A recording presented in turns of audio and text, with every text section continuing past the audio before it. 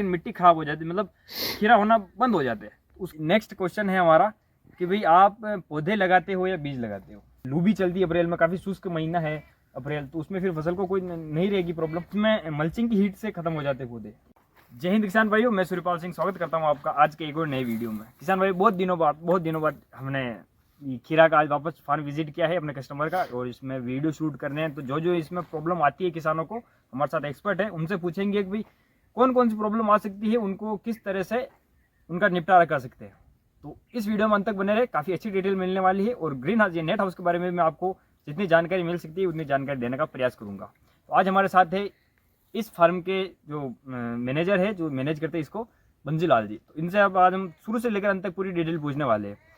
तो जैसे कि तो बंसीलाल जी, ये ग्रीन जो अभी इसमें फसल लगी हुई है, वो फसल कौन से मंथ में लगी थी? वो अक्टूबर में लगी थी। हाँ। और 3.5 महीने हो गए अभी तक। तो 35 टन माल निकला इसमें।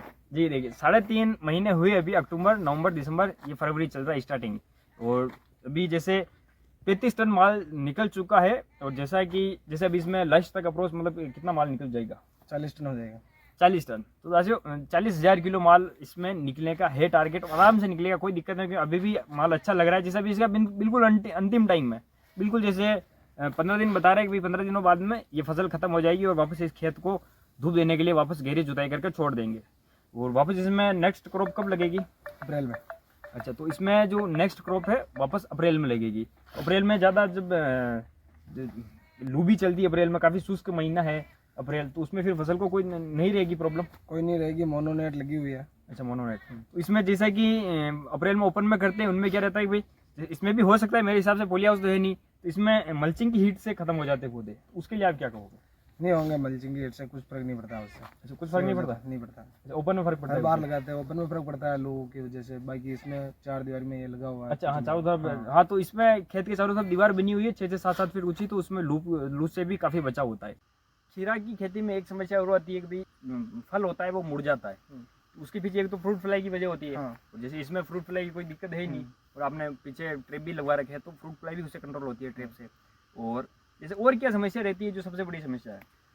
बोरोन कैल्शियम की रहती है। तो इसमें जब आप बेड तैयार करते हो उस टाइम बोरोन, कैल्शियम, बोरेक्स या फिर कैल्शियम को देते नहीं हो? नहीं देते हैं, फिर फर्टिलाइजर में भी चलाते हैं, लेकिन कोई कम या कोई ड्रिप से सही नहीं जाता है, तो वो समस्या आ जाती जी बिल्कुल। देखिए, जो सही नहीं जाता, या फिर इसमें जैसे मैं आपको बताऊं तो इसमें क्या है, बहुत हाई क्वांटिटी माल उतरता है, जो हमारा खीरा है बहुत ज़्यादा उतरता है, तो इसमें क्या लास्ट में फिर डेफिशिएंसी आ जाती है, बोरोन की, कैल्शियम की कमी आ जाती है। तो फिर उसके लिए स्प्रे करना सही रहता है या फिर पानी में चलाना सही रहता है ड्रिप के साथ? है। पानी में भी सही रहता है, बीच में स्प्रे भी हो जाए तो वो भी ठीक है। स्प्रे में क्या क्या यूज़ करना चाहिए हमें? Boron calcium. नेक्स्ट क्वेश्चन है हमारा कि भाई आप पौधे लगाते हो या बीज लगाते हो? बीज लगाते हैं। बीज। पौधों से अगर पौधे लगाना सही रहता है या बीज लगाना? आप बीज लगाना सही रहता है। क्या फर्क रहता है उससे? पौधे पूरे सक्सेस नहीं होते हैं, अपन वो ट्रांसफर करते हैं तो सक्सेस नहीं होगा। अच्छा, हाँ, तो जैसा बता रहे हैं कि ट्रांसप्लांट करते टाइम, हटाते टाइम वापस बहुत सारे फेल हो जाते हैं। जैसे आपने लगाया तो एक एक बीज रख दिया, मान लिया, एक बीज तो किस डिस्टेंस पे रखते हो आप? वो 45 सेंटीमीटर या 50 सेंटीमीटर में।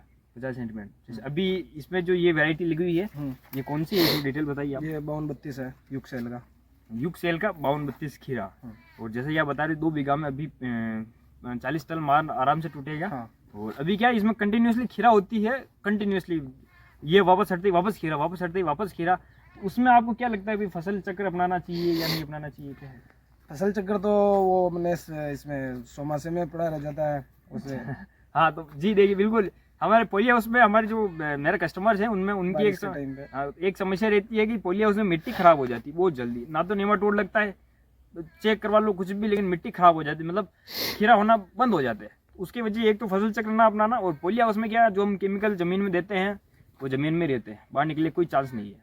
या तो आप मिट्टी चेंज करवाओ, बाकी ये प्रॉब्लम रहती है। और ज़्यादा किसान भाई क्या करते हैं, ग्रेन खाद देते ही नहीं बिल्कुल। तो अभी जैसे मेरे कस्टमर का ग्रीन हाउस था, बिल्कुल खत्म हो चुका है, उन्होंने वापस सेल भी कर दिया उसको। तो उसके पीछे मैंने एग्रोनॉमिस्ट से बात की, तो उन्होंने कहा मिट्टी खराब हो गई है, तो ये प्रॉब्लम इसमें नहीं रहती है। लेकिन मिट्टी खराब हो जाती है, मतलब खीरा होना बंद हो जाते हैं। ये 2 बीघा का हाउस है, इसके जस्ट पास 2 बीघा का हो रहा है। तो उसमें जैसे कि आप बता रहे फसल चक्र के लिए इस बार इन्होंने चने लगाए हैं, तो बहुत अच्छा रहता है फसल चक्र। इसमें निमाटोड की प्रॉब्लम नहीं आती, चने हैं तो ज़मीन में राइजोबिया की जो बढ़ता है, नाइट्रोजन स्थिरीकरण का काम करते हैं चने की फसल, जो ज़मीन में जड़ों में होता है राइजोबिया, वो काफ़ी अच्छा काम किया है आपकी बार फसल चक्र अपना के। और अब इसके बारे में आप डिटेल बताइए, जैसे इसमें क्या क्या समस्या आती है किसानों को? समस्या तो क्या है, इसमें सर्दी में आती है, एक डाउन मिल्ड्यू है, पाउडरिंग वगैरह ये आता है। तो उसके लिए कौन सा फंगिसाइड सही रहता है, कौन सा इंसेक्टिसाइड, बताइए थोड़ी डिटेल आप। फंगिसाइड में होता है अपने को ये एक्रोबेट हुआ है। जी डाउन मिल्ड्यू के लिए। डाउन मिल्ड्यू के लिए रिडोमिल गोल्ड है। रिडोमिल गोल्ड, हाँ। तो ये कुछ दवाएं हैं, मेरे को ज़्यादा पता नहीं है केमिकल में, लेकिन जैसे कि बंसीलाल जी बता रहे ये कुछ है जो सही रहती है। बाकी छोटे में थ्रिप्स वगैरह, वाइट फ्ले ये होता रहता है। अच्छा, इसमें फिर मोनोनेट से कुछ फर्क नहीं पड़ता? वो तो बहुत बारीक हो गई है। मोनोनेट से फर्क पड़ता है। हाँ। अच्छा, तो उसमें थ्रिप्स के लिए आप सबसे ज़्यादा कौन सा यूज़ करते हैं? बहुत बड़ी समस्या है थ्रिप्स का। तो थ्रिप्स में करते हैं अपन, जंप करते हैं। जंप? हाँ, तो जंप का अच्छा रिजल्ट है? अच्छा रिजल्ट है, काफ़ी अच्छा है। बिल्कुल, तो जंप आप यूज़ कर सकते हैं। जैसे मेरा एक्सपर्ट है, बहुत लंबे समय से इस खेती में लगे हुए हैं, और आसपास के जितने भी मेरे एरिया में जितने भी ग्रीन हाउस, पॉली हाउस है, आप ही के अंडर में है, सभी आप ही मैनेज करते हैं। और इससे थोड़ा आगे बढ़ते हैं, तो भाई माल सेल करने में कोई प्रॉब्लम नहीं रहती है आपको? नहीं, कोई प्रॉब्लम नहीं है। तो माल जैसे बेसिकली हमारे यहाँ पे कहाँ पे जाता है माल? कांकरोली। उदयपुर जी, कांकरोली हमारे पास में डिस्ट्रिक्ट है राजसमंद, वहाँ पे कांकरोली जाता है। तो वहाँ पे इतना माल, बहुत बल्क में माल जाता है, तो पूरा सेल हो जाता है। पूरा सेल हो जाता है। ज़्यादा माल जाता है तो रेट का कुछ नहीं रहता? नहीं, कुछ फर्क नहीं पड़ता उससे। तो आपने कभी लंबा ट्राई नहीं किया, जैसे मुंबई भेजे या फिर आसपास नहीं, में? जरूरत ही नहीं पड़ती ना, यहाँ पे अच्छी रेट मिलती है। रेट अच्छी मिलती है, रेट अच्छी माल कम आता है पास में? जोधपुर से और उदयपुर से भी रेट अच्छी है यहाँ पे। जी बिल्कुल, देखिए उदयपुर और जोधपुर जहाँ पे खेती कम होती है इनमें, क्योंकि बाहर से माल ज़्यादा आ जाता है। यहाँ पे जो हमारा लोकल मंडी है उसमें बाहर से ज़्यादा अच्छी रेट इनको यहाँ पे मिल रही है। तो कितनी अच्छी बात है कि पास में भी है, वो पूरा माल बिक जाता है। माल बहुत ज़्यादा क्वांटिटी में निकलता है दोस्तों, बहुत ज़्यादा क्वांटिटी में, क्योंकि कम से कम 6-7 ग्रीन हाउस है, एक साथ इतना का माल जाता है, फिर भी रेट में जैसे कि बड़ी बड़ी मंडियों से अच्छी रेट मिलती है।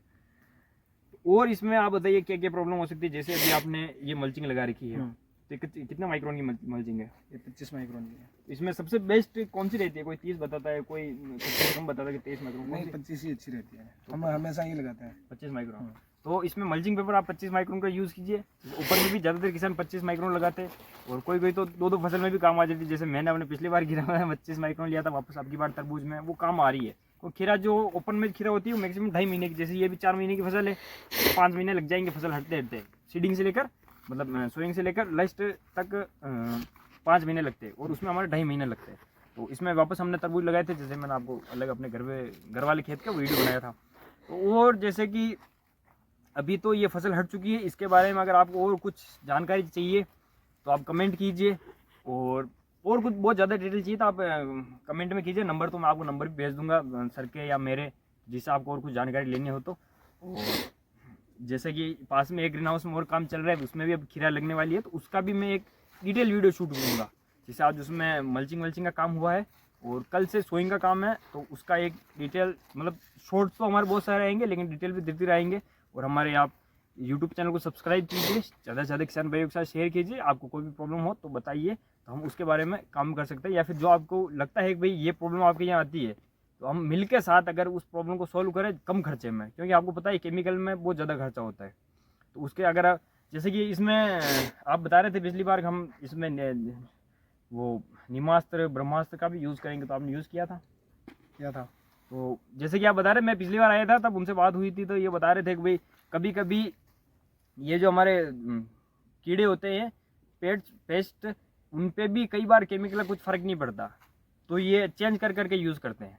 उसमें आप बता रहे थे कि भाई अब की बार हम ब्रह्मास्त्र निमास्त्र का उपयोग करेंगे, तो उसमें क्या रहता है कि अगर कंटिन्यूसली हम जिन केमिकल्स का यूज़ करते हैं, वो फिर उनके लिए बिल्कुल फ़र्क नहीं पड़ता। अब कितना यूज़ करो उनका फिर फ़र्क नहीं पड़ता। उसमें हम जैसे फसल चक्र अपनाते हैं, उसी तरह केमिकल भी हम चेंज करके देना चाहिए। आपने इस बार ब्रह्मास्त्र निमास्त्र का भी उपयोग किया था। जैविक कीटनाशक है, उनको कैसे बनाना है उसका मैंने वीडियो अपने यूट्यूब चैनल पर ऑलरेडी डाल रखा है, और इससे शॉर्ट्स रिलेटेड अगला वीडियो शिमला का। हाँ, तो जैसे अभी एक फार्म में आपके शिमला मिर्च लगी हुई है ग्रीन हाउस में, तो उसका भी एक वीडियो मैं अपलोड करूँगा जल्दी, वो भी पूरा डिटेल वीडियो रहने वाली है। उसमें आपको इस वीडियो पे आप कमेंट कीजिए कि शिमला में आपको कौन कौन सी समस्या आती है, और वो जैसे शिमला में की वो कितने महीने की फसल है?